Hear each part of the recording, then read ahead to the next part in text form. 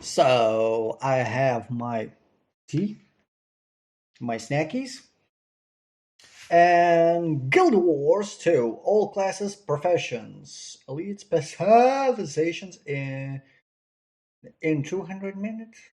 Update.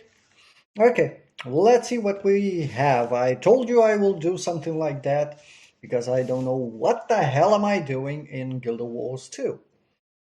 What profession or class should you play in Guild Wars 2? In this Yeah, video, I'll yeah. cover every class or profession as we call it in Guild Wars 2, and next to that, I'll also cover all of the elite specializations for each profession, even the new ones that came with the End of Dragons expansion. You can unlock elite specializations as soon as you reach level 80 and have one of the expansions. These elite specializations are enhancements that add a new mechanic to your current profession. It also allows your profession to wield new weapons in combat and use new abilities. You can only have one elite specialization active at a time, but don't worry too much about those just yet. Just see what profession fits your playstyle. You might have seen my last video about classes and professions, however that one got outdated, so here's a new one for you, totally updated for the years to come.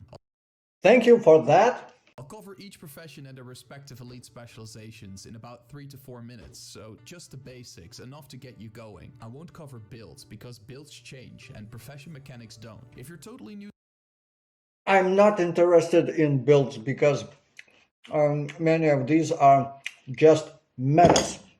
I want to find my play style in games, so I'm not looking for meta plays. to Guild Wars 2, let's start with the difficulty of each profession and their elite specializations. Take this with a grain of salt. It's a subjective list. It's based on my experience of playing Guild Wars 2 for the last 10 years. So if I Good thing that people say those things because sometimes these videos come like something like you have to play only like this because if you play like this, you are useless. Many that kind of video. I saw many videos of that kind. Yeah. tell you that a thief is a harder profession, don't let that discourage you from playing a thief. But if you want to play an easy profession to start with, this is a segment for you. You can skip this segment by using the timestamps in the video description. This video took a while to make, so I'd appreciate it if you drop a like, a sub, or share this video with your guildies if you like it. It's me, Keo, and let's get into it. Alright, profession difficulty. I made some changes since my last video. I still consider the warrior, ranger, guardian, and necromancer the easier professions. These are great professions to start playing Guild Wars 2 with. This is simply because these professions have some form of sustain that makes it easier to survive. For example, the ranger's pet or the necromancer's minions can help you in combat and make it easier for you when you're leveling. I made a change in the intermediate professions, however. I consider the Revenant and the Mesmer as professions with an intermediate difficulty. The Revenant and the Mesmer are definitely professions you can start the game with, but might require a bit of time to get used to. I moved the engineer to the harder professions. Along with the thief and the elementalist, I consider the I picked warrior just because he has the ability to use dual swords, and it looks cool. I like dual swords. Dual swords forever, or big ass sword. That's it. Everything else doesn't exist for me. I hate mages. I hate archers. Yeah, some kind of mage, maybe in some games. But most of the time, I choose dual swords, warriors, close range fighters, maybe fist wielding, some kind of. Not because they're easy or difficult, just because I'm that kind of idiot. engineer a harder profession. Also, the great number of skills these professions have access to make them somewhat harder to learn and to master. I won't go over all the difficulties of all the elite specializations, but I put them in a chart or table to indicate how difficult they are. Once Okay, warrior, berserker, heart of thrones. So that comes from the expansion. Okay, elite specializations.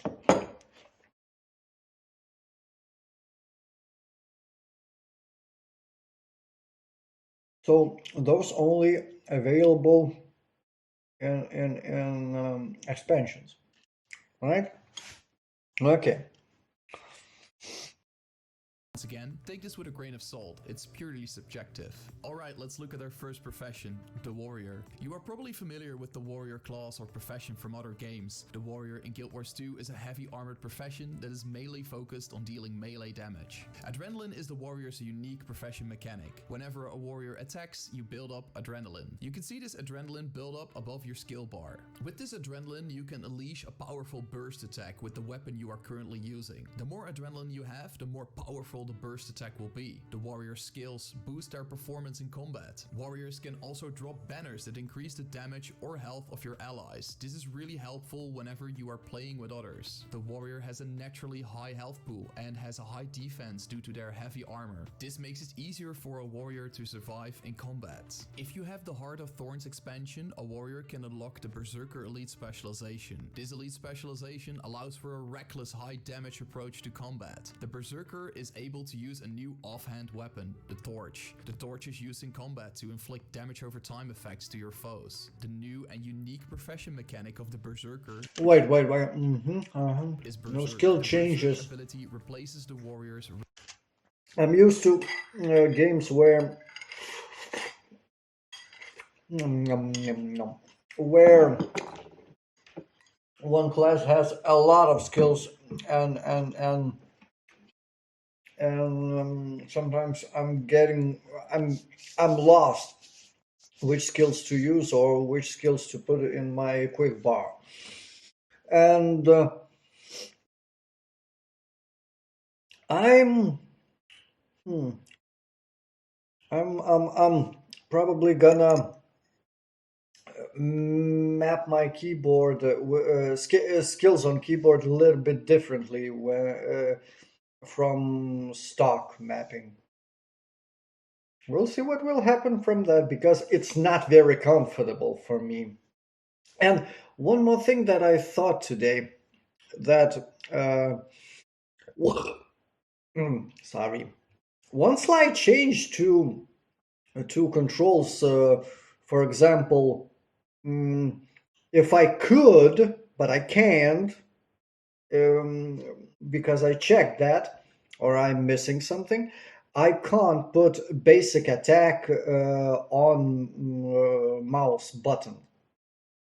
That would turn this game, I think, into hack and slash a little bit. But I'm just missing something. Did I forget sugar in my tea? Yes, I'm drinking tea with sugar. Maybe some people think that I drink sugar with tea. Eh.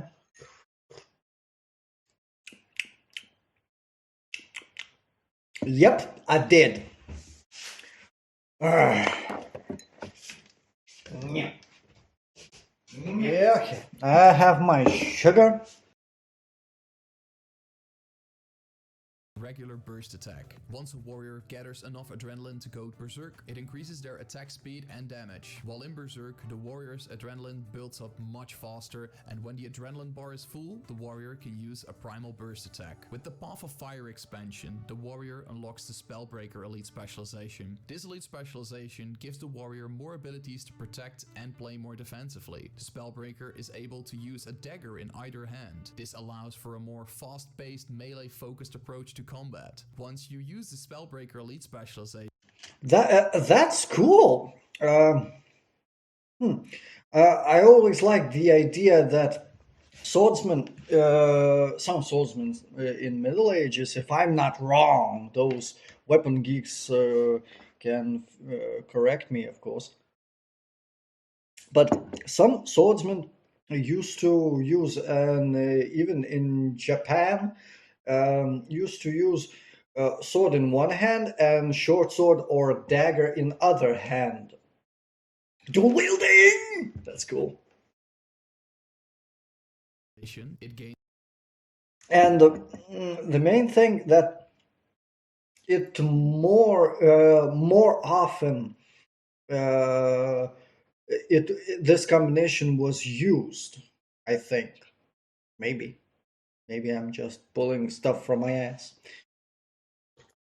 But I think so. Not combination. I mean, sword and dagger rather than two swords. Gains the full counter ability. The full counter ability Interesting. lets you block incoming attacks. Whenever an enemy strikes you while you're channeling full counter, the attack will retaliate against them. The End of Dragons expansion lets the warrior unlock the Bladesworn elite specialization. This elite specialization lets the warrior perform stronger burst attacks at the cost of speed. The Bladesworn lets you use an offhand pistol. This pistol allows for fast attacks in between your regular attacks. The Bladesworn elite specialization also replaces the warrior's adrenaline for flow and gives access to the gun saber. Whenever a Bladesworn enters combat, it will generate flow. Once a warrior gains more flow, it can Right now, I'm thinking about Berserker. Maybe in the future, if I will be interested in buying, because I'm still thinking I'm not dropping Warrior. But Berserker. be used to activate the Dragon Trigger. The Dragon Trigger converts flow into charges, and these are used to perform a slow but devastating attack. And next to that, the Bladesworn can activate the Gun Saber, which gives the warrior 5 extra skills for great AoE damage. That's the warrior and its elite specializations in a nutshell. Got a question? Drop a comment. I always answer them. Let's move on to the Guardian profession. The Guardian is another heavy armored profession Tank. that uses holy and light skills to damage foes or heal allies. You can A compare tank, Guardian right? to Paladin-like classes in other games. The Guardian's unique profession mechanics are virtues. Virtues give a Guardian passive bonuses over time, but Guardians can also activate their virtues for an instant effect. The first virtue, Virtue of Justice, burns foes every few attacks. Activate this virtue to inflict burning on your next attack. The second virtue, Virtue of Resolve, passively regenerates your health. You can activate it to heal yourself and allies instantly. Your third and last virtue, Virtue of Courage, gives you an Aegis periodically that blocks incoming attacks. Activate the virtue to instantly grant Aegis to you and your allies. I'm not that type of tank person, but I'm interested overall in what is going on in the game, because the YouTube is the only way probably to find things out, Activating or maybe from friends that are playing, and yet I have no friends. I have nobody who plays this game, so I only have my tea to drown my sorrows in. the virtues puts them on a cooldown. When this happens, you can't benefit from the virtue's passive effects as long as they are on cooldown. Guardians can do a lot of damage, while they also have a lot of skills to protect themselves and allies with. Therefore, the Guardian is a great profession to start playing Guild Wars 2 with. Whenever a Guardian unlocks an elite specialization, their virtue's active effects change, but their passive effects remain the same. If you have the Heart of Thorns expansion, the Guardian can unlock the Dragon Hunter elite specialization. This elite specialization allows for a more stationary bait and lure type of approach for the Guardian. The Dragon Hunter can use a longbow in combat. This allows for a more long These classes, right now, I'm on second class, let's say, that I'm listening here and watching. Very versatile. I mean, I'm not stuck with one weapon for a whole of the game. I can use and switch any weapon. I mean, that changes skills.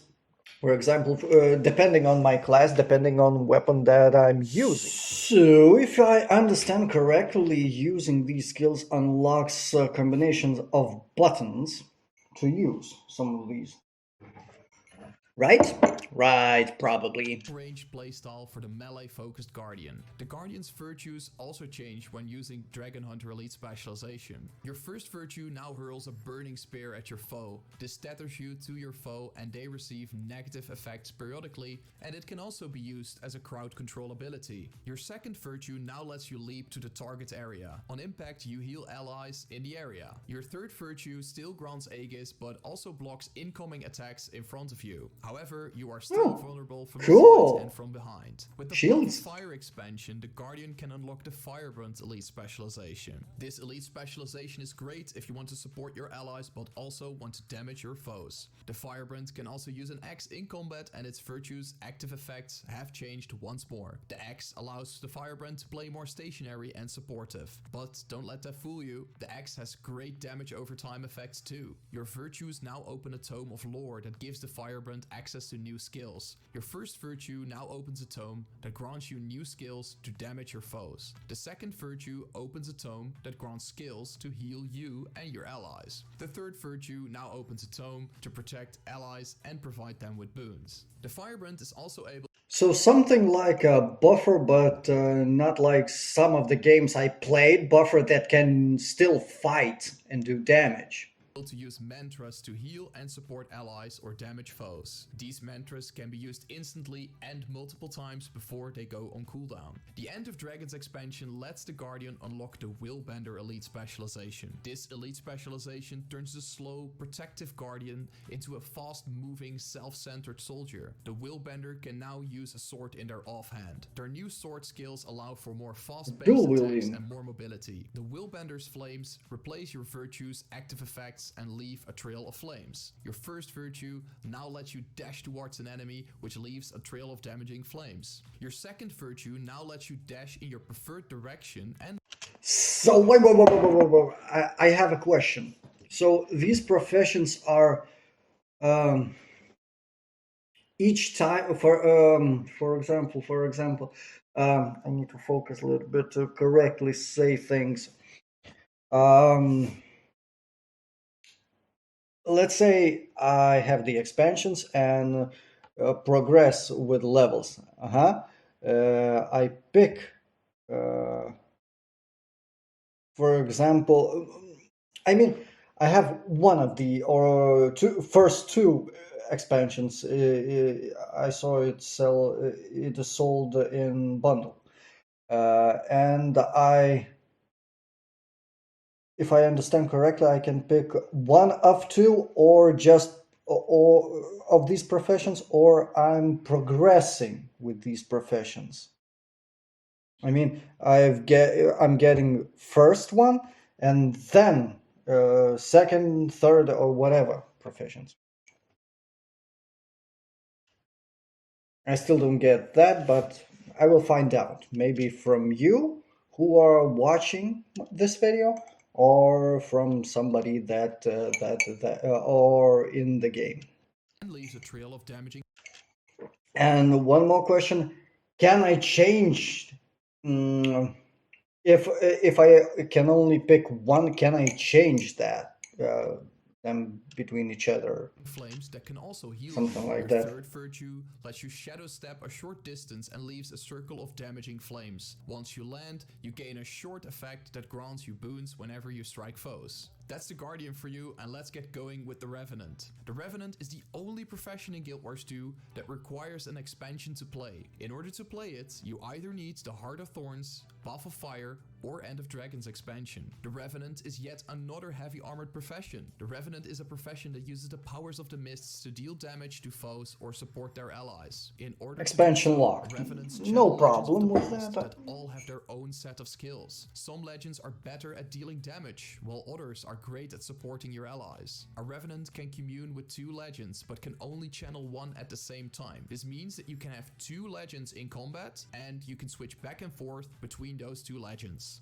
A Revenant uses energy to channel the powers of these legends. This energy is displayed above your skill bar. Once your energy runs out, you can't use your legend's skills. You'll have to wait until it has regenerated, or you have to swap to your other legend. The usage of the two legends and the energy system might be less straightforward for some players, and therefore the Revenant can be a bit harder to get into if you're completely new to Guild Wars 2. But if you like it, give the Revenant a chance. If you own the Heart of Thorns expansion, the Revenant can unlock the Herald Elite specialization. The Herald I don't have the expansion, so Yeah. Herald gives the Revenant more defensive and supportive abilities to survive and support allies. A Herald can now use a shield in combat. The shield skills are great because they can provide boons and heal allies, but it can also be used to protect yourself. The Revenant can channel with the legendary dragon Glint. Glint gives you access to facets that support your allies. Facets can only be used when channeling with Glint. Whenever a facet is activated, it pulls supportive boons to nearby allies while it drains your energy. When you activate that same facet again,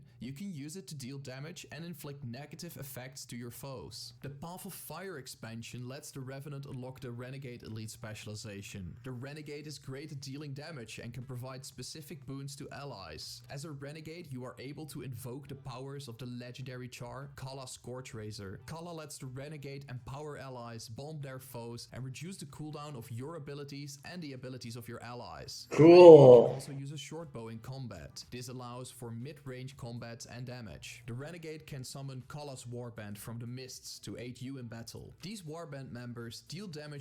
In this type of class, it's hard to not be lost in the all that. To me, any type of this profession is revenant is hard. To me, at least, I would be lost. That's why I'm picking always some kind of warrior, because it's most of the time straightforward in any game. Just go punch somebody very hard and hope he or she won't get up. To foes, but can also provide some boons to you and your allies. The End of Dragons expansion lets the Revenant unlock the Vindicator. The Vindicator can use a great sword in combat. This allows the Vindicator to deal great damage from up close. A Vindicator gains access to the Legendary Alliance stance, which lets you channel the powers of Saint Victor and Archimedes. So, the Legendary Alliance stance channels 2 legends instead of 1. Using the skills of Saint Victor lets the Vindicator be more supportive and defensive. This while the skills of Archimedes are all offensive abilities. Additionally, the Vindicator's dodge is replaced by a leap.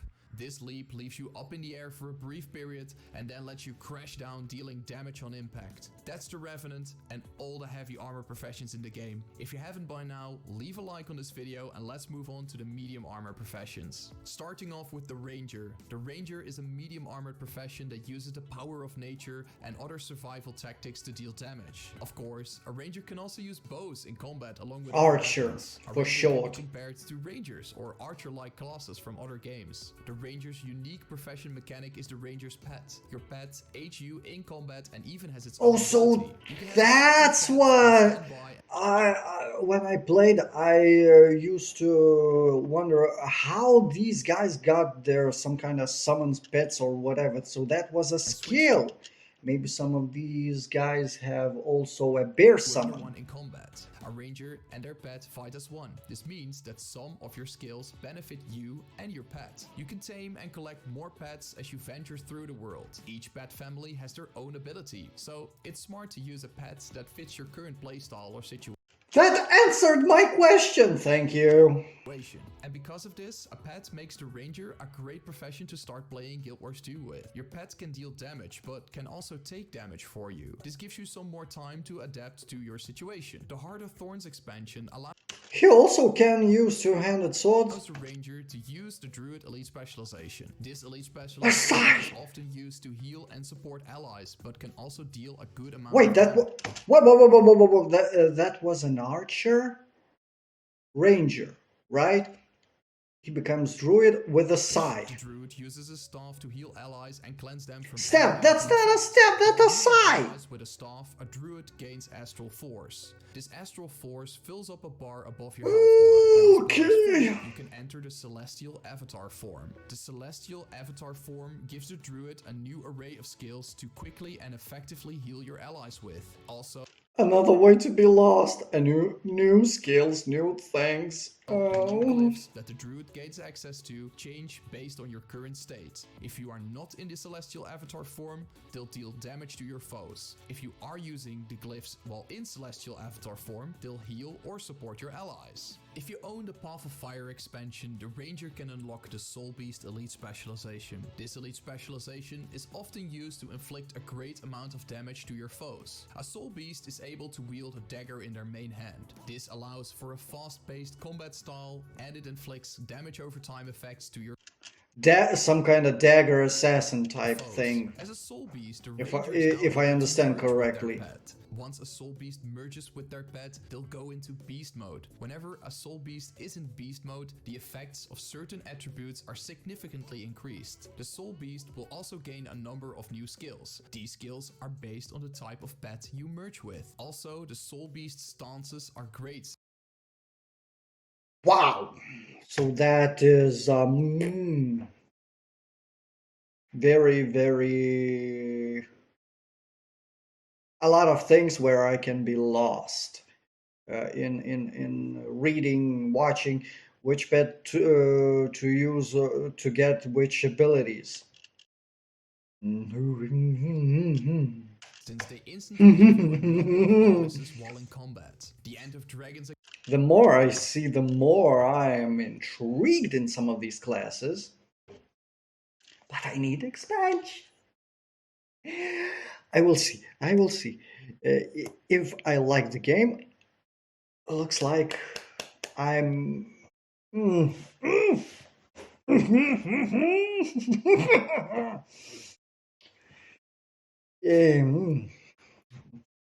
I want to see more what game will give me when I play. Story-wise, exploration-wise, and skills.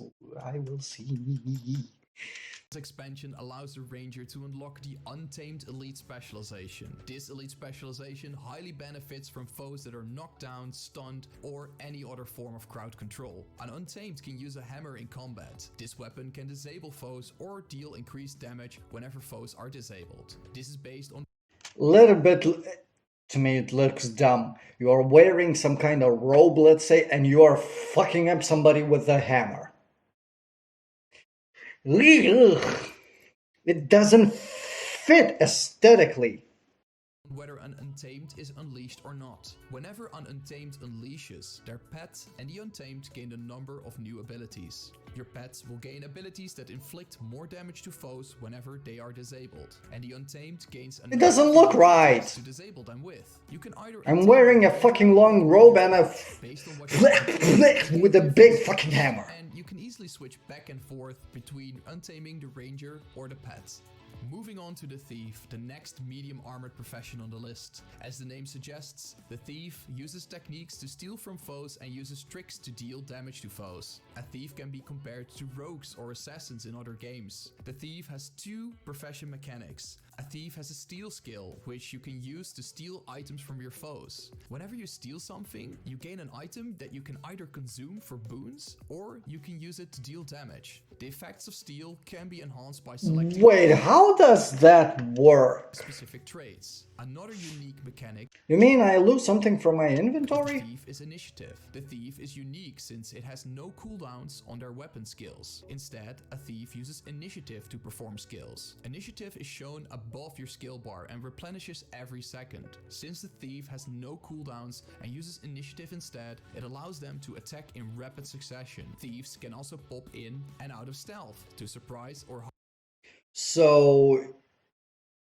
I need to hear more before speaking. Hide from foes. And next to that, thieves can even shadow step quickly to engage or disengage from your foes. Thieves might be a bit harder to get into for new players. However, if you played roguelike classes before or really dig their playstyle, you have to give the Thief a shot. If you own the Heart of Thorns expansion, the Thief can unlock the Daredevil Elite Specialization. This Elite Specialization can deal a great amount of damage, and it also increases the mobility of the Thief even further. What kind of weapon is that? Is able to use a staff. You don't use the staff to Oh, deal staff. damage from far. Instead, you use it for rapid melee attacks. As a Daredevil, you are able to dodge 3 times instead.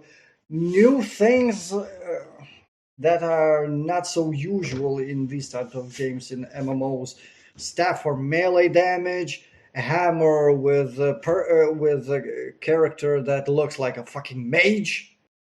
the regular 2 times. The extra dodge makes the Daredevil even more mobile than the Thief. You can attach additional effects to these dodges by selecting specific traits. For example, there are traits that increase your damage after you successfully dodge. That looks so cool. But the powerful fire elite specialization is not. The powerful fire It looks like some. Give me a fucking nunchucks and dress that guy in yellow, and it will look like a fucking Bruce Lee. expansion allows the Thief to unlock the Deadeye elite specialization. This elite specialization is stationary and deals damage from a distance. The Deadeye takes the role of a sniper and can still deceive foes or reposition themselves. The Deadeye can use a rifle in combat. When using a rifle, a Deadeye can walk around freely and shoot foes on the go. However, you can choose to kneel down, which gives you a number of new skills, which increases your range to damage. Nice! Interesting mechanic. I want. Deadeye's Mark is used on foes to generate malice. Malice is shown above your health bar and increases the damage of your stealth attacks. The more malice you have, the more powerful your stealth attacks will be. The End of Dragons expansion changes the role of the Thief a little bit. If you own the End of Dragons expansion, a Thief is able to unlock the Spectre elite specialization. This elite specialization can deal a good amount of damage to foes, but can also support allies. That's something a Thief could It becomes a mage with the staff finally. Use a scepter in combat. The Spectre's scepter skills have 2 purposes. They can deal damage to your foes or heal and support allies. You choose. Your steel skill also has been replaced by Siphon. Siphon can be used on foes or allies. You can steal from foes to gain Shadow Force, but you can also use it on allies to give them a barrier and protect them from harm. When you use it on an ally, you also tether them to you. This creates a link between you and them, which you can benefit from in Shadow Shroud. The Spectre's Shadow Shroud is fueled by Shadow Force, which is gained by using your skills. It works similarly to the Necromancer's Death Shroud, which we'll discuss later in the video. A lot of mechanics that I need to be mindful. Boons to allies whenever you attack an enemy. The last medium profession on this list is the Engineer. The Engineer can be compared to classes that use technology in other games. For example, they use bombs, flamethrower, grenades, pistols, turrets, and more. The unique profession mechanic of the Engineer is the toolbar. The toolbar is displayed above your weapon skills and contains a number of extra skills. These skills change based on your selected weapon kit. For example, I can select a flamethrower as a utility skill, and I would then gain a tool belt skill that inflicts burning without the use of a flamethrower. The weapon kits and the toolbar skills offer a wide variety of offensive and defensive abilities. This gives the Engineer countless opportunities to play their class. However, this can be overwhelming to new players who just started playing Guild Wars 2, but I think that will be my, let's say, next class to try out. And I wonder, can I use 2 pistols in dual wieldings? Yeah, I know I'm crazy with about dual wielding. Don't let that stop you from playing the Heart of Thorns expansion lets the Engineer unlock the Scrapper elite specialization. This elite specialization is great at dealing damage, but can also support your allies. The Scrapper and using hammer. Wield a hammer in combat. The hammer gives the Engineer some defensive abilities, but it also has a powerful stun. The unique profession mechanic of the Scrapper are its gyros. The Scrapper's gyros can be chosen and summoned through your utility skills. Most of these gyros give beneficial effects to you and your allies. You can use a gyro's utility skill for an effect, but you can also trigger its toolbar skill for another effect. The Path of Fire expansion lets the Engineer unlock the Hollowsmith elite specialization. This elite specialization is great at dealing damage and unlocks a new form for the Engineer. The Photon Forge is the Hollowsmith's special form that grants a new set of skills. When you use skills in the Photon Forge, holy shit, I get new skills! Heat reaches the max. I play with one class. I use one ability, and all my skill set changes. A lot of interesting mechanics and cool ways not to get bored with using the same fucking skills. And I thought that will be a fucking problem when I saw that I have only, let's say, 5 or 6 skills at the beginning. Yeah, I understand that. But yet, this is so cool! Okay, let's Maximum, continue. your photon forge overheats and you cannot use it for a brief period.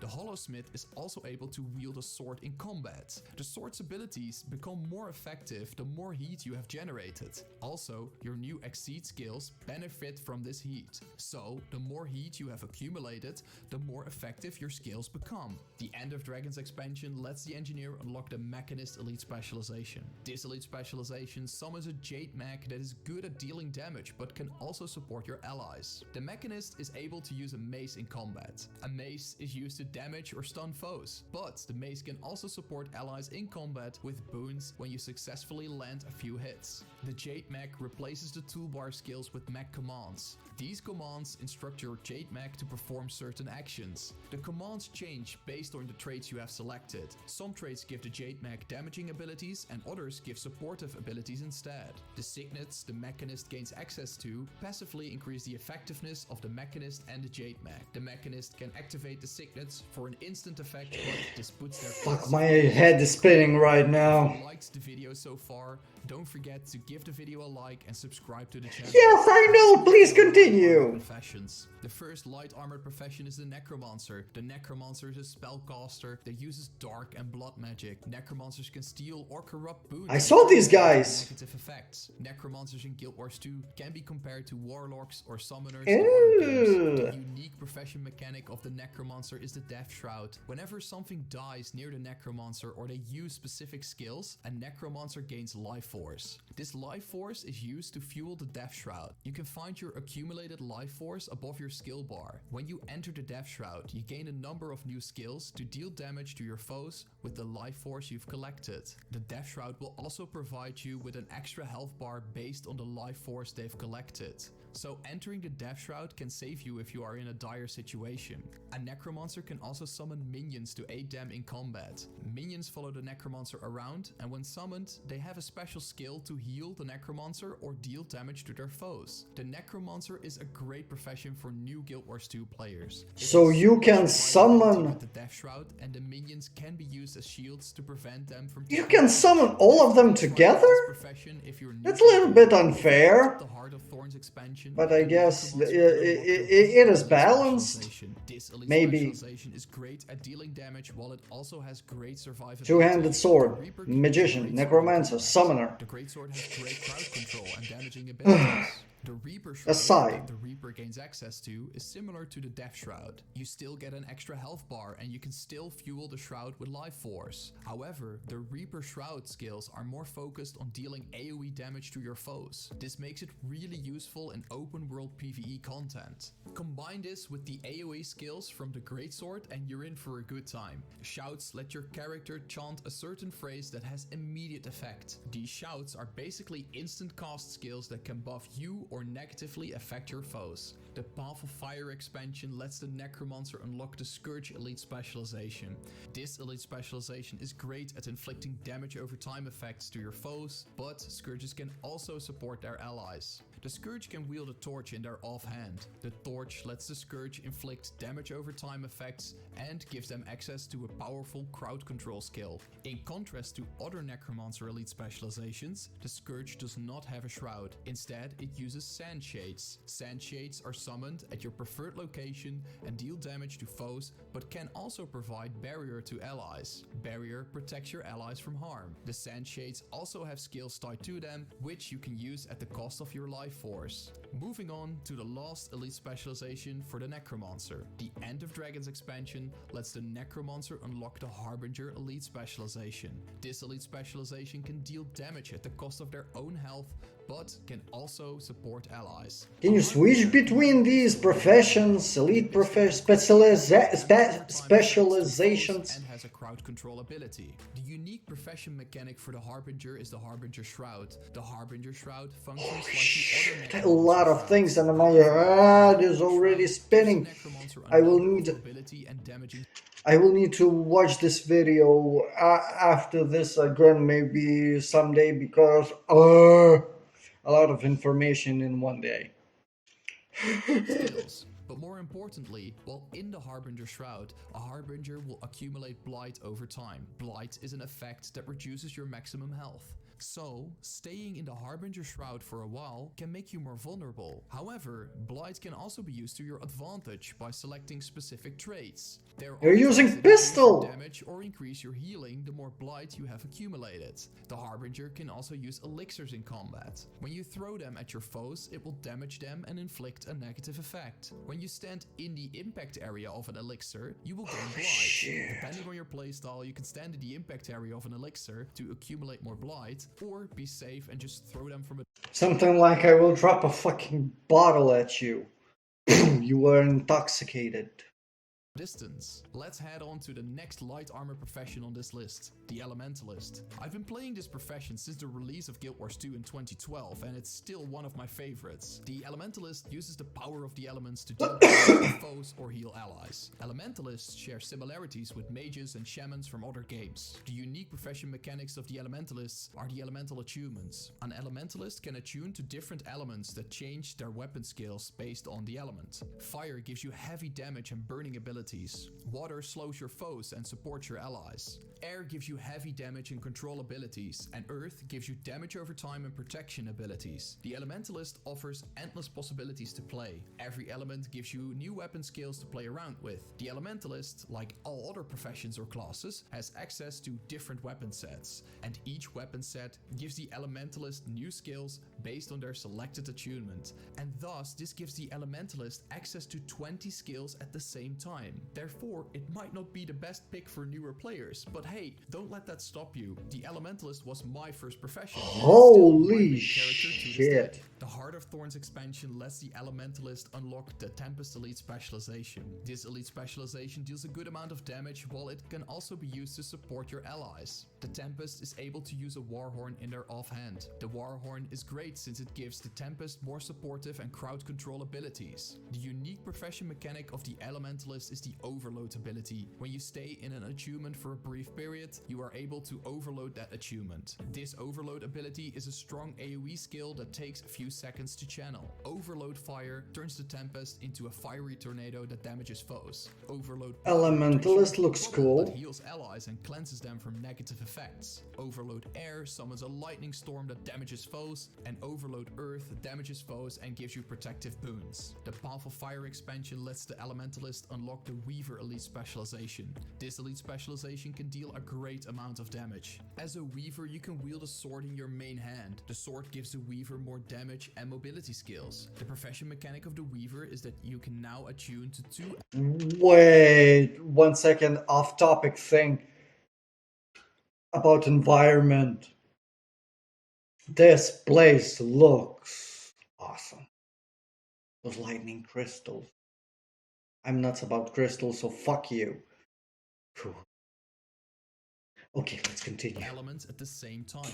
For example, if I tap into Fire Attunement and then into Air Attunement, you get a new weapon skill. Your weapon skill bar will now have 2 fire skills, 2 air skills, and a new skill in the middle that has attributes of both elements. This new skill is called a dual attack. This elite specialization adds even more skills to the Elementalist, and it is therefore hard to master. However, the damage output can be insane, and therefore it can be really satisfying to play the Weaver if you play it right. But keep in mind, it does have a high skill level. Moving on to the last elite specialization for the Elementalist. The End of Dragons expansion lets the Elementalist unlock the Catalyst elite I specialization. can't wait. The Catalyst can use a hammer in combat. I can't wait to see what things will happen in the future with my character. What things I will be able to try out. At least if I'm not be so constricted, I'm interested. If I'm not, uh, will I be constricted with ideas how to play with my character? The reason being that I didn't buy expansions, at least right now. It doesn't make any sense what I just said, probably, because I said it incorrectly. Sorry for that. I hope you will understand. Please have patience with me. I have very bad English. So, continue. But the hammer allows for a more melee-focused approach to the Elementalist. The profession mechanic of the Catalyst is the Jade Sphere. You can summon a Jade Sphere to create a combo field and use it to grant boons to your allies. The effect of this Jade Sphere is based on the Catalyst's current attunement. This can be helpful when you are playing with other people. Other players can use skills in your combo field and benefit from it. If you want to know more about combo fields, you might want to check out my combat video. Moving on to the last light armor profession in Guild Wars 2, the Mesmer. If you made it this far, you might as well leave a comment and subscribe to the channel, I would appreciate it. The Mesmer uses manipulations, clones, phantasms and deceptions to deal damage and deceive their foes. The unique profession mechanics of the Mesmer are phantasms, clones and shatter skills. Phantasms and clones are summoned by using your skills. Phantasms are transparent and deal a high amount of damage. You can easily distinguish them from the Mesmer itself. Clones, however, are exact copies and are hard to distinguish from the Mesmer. Use phantasms to deal damage to your foes and use clones to deceive them.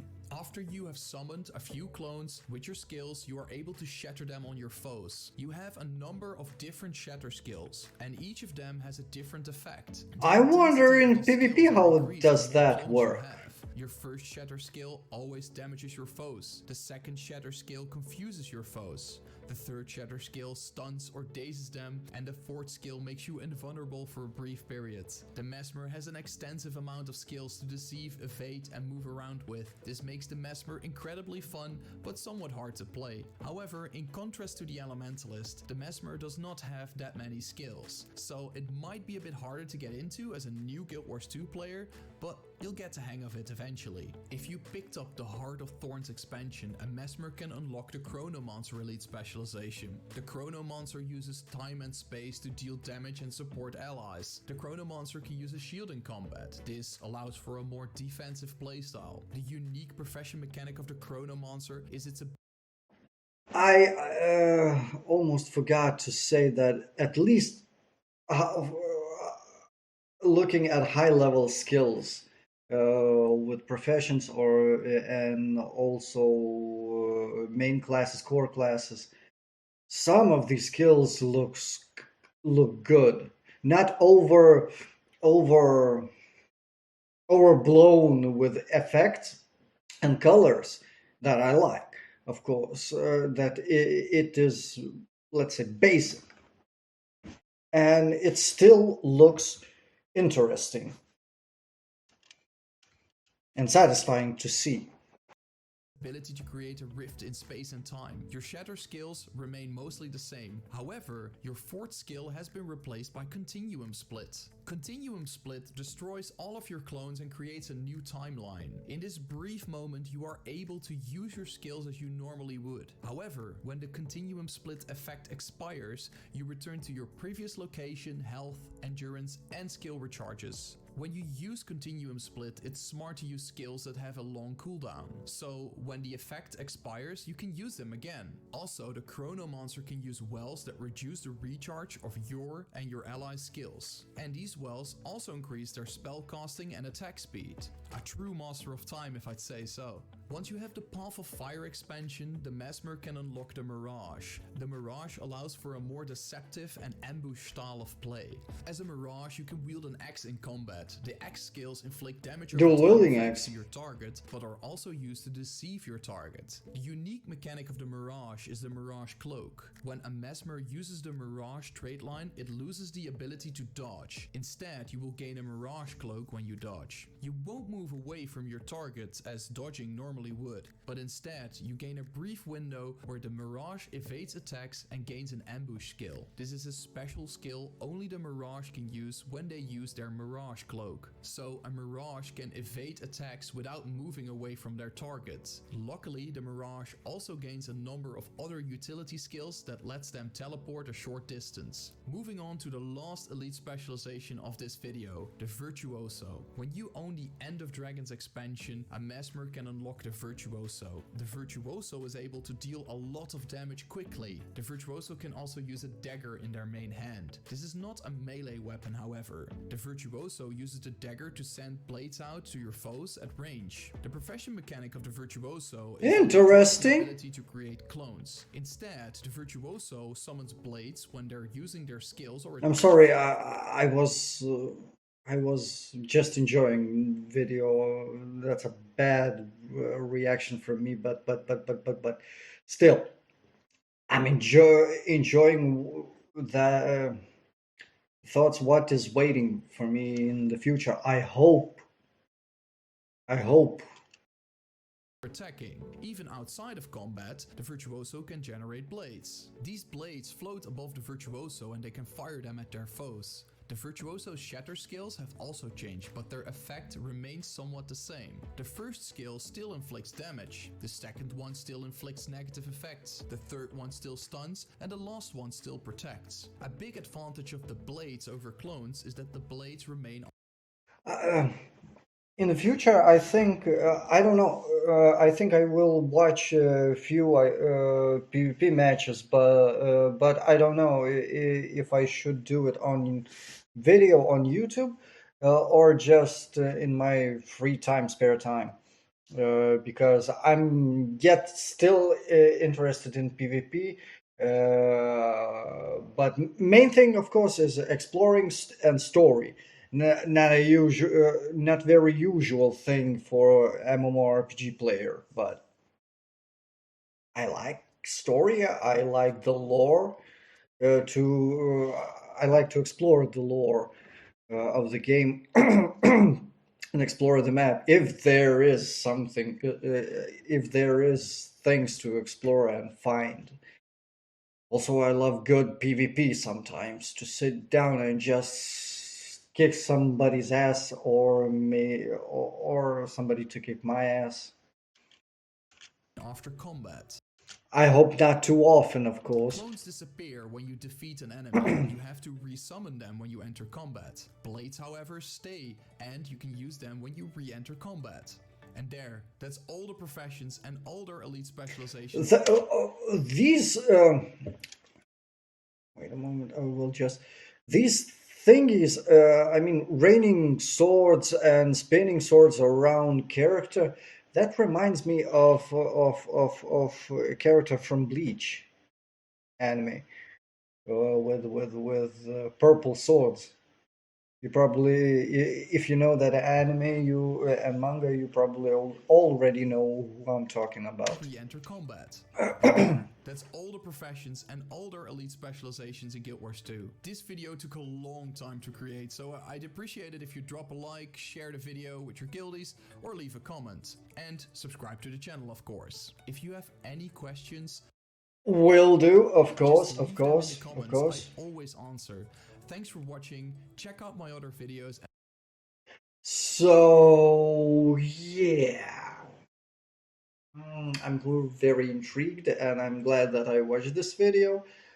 I wonder what is waiting for my character in the story mode and of course in skill wise. What I will be able to use. And yeah. So I've been MatchBox. I hope you enjoyed this video. I hope that you will watch my progression in this game. Don't forget to comment, comment, subscribe, maybe share, maybe, I don't know, subscribe. And I'll see you soon in the next one.